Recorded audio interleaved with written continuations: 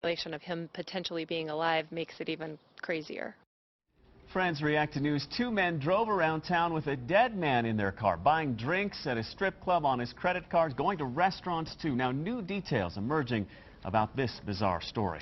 Two men are charged with placing an unconscious man in the back of their car, then going on a night on the town using the victim's credit card. Yeah, we first told you about this last night. The two are charged with abuse of a corpse, identity theft, and criminal impersonation. Now we're learning new details about just what happened that night a few weeks ago. Fox 31 Denver's Dave Young joining us live now with those new details. Dave?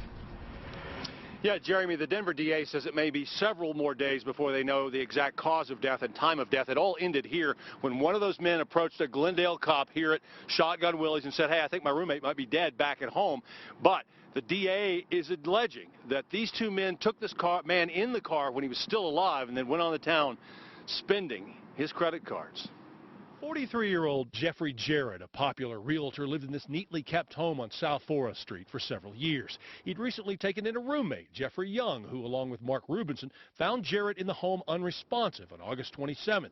They drove Jarrett to the nearby Teddy T's bar and went inside. These two young men put their buddy into the car, at that point alive, and basically went out on the town with his credit cards. Leaving Jarrett in the car for an hour and a half, the pair then headed for Sam's number 3 before heading back to Jarrett in the car. We're alleging that they realized he was dead and they took him back home and simply put him on a bed in the house. I don't think they were in their right mind. I don't think that anybody who is clearly thinking would do something like that. Neighbor Tanya Peters was friends with Jarrett for 6 years. He was fun-loving. It was such a surprise, and you know, we really feel bad for his son and his family. Peters says she'd worried about Jarrett's new roommate, who, with Rubinson, then went to Viva Burrito that night for food, before heading here to Shotgun Willie's for several hours of drinking with Jarrett's credit cards.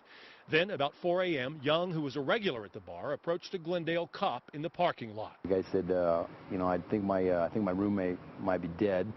And basically the officer asked him if he'd reported that to the police yet, and he said, well, yeah, that's what I'm doing right now. Glendale police notified Denver and drove the two men back to Jarrett's house, where they found the victim's body. The speculation of him potentially being alive makes it even crazier. Both Young and Rubinson are out on bond.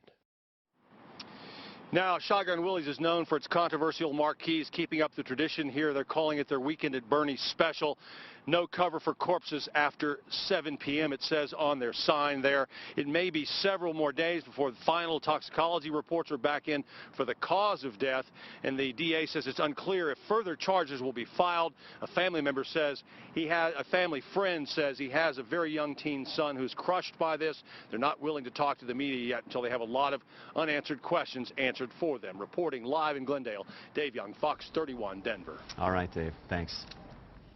We're following a developing story out of Lakewood where a trench collapse has killed a construction worker. The worker was digging a retaining wall when the accident happened in a new housing development.